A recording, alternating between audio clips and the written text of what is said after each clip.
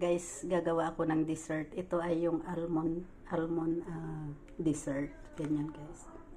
At saka ito yung fungus dessert. So ngayon guys, gagawa ako. Paghaluin ko lang yan. Yan. Ganyan guys.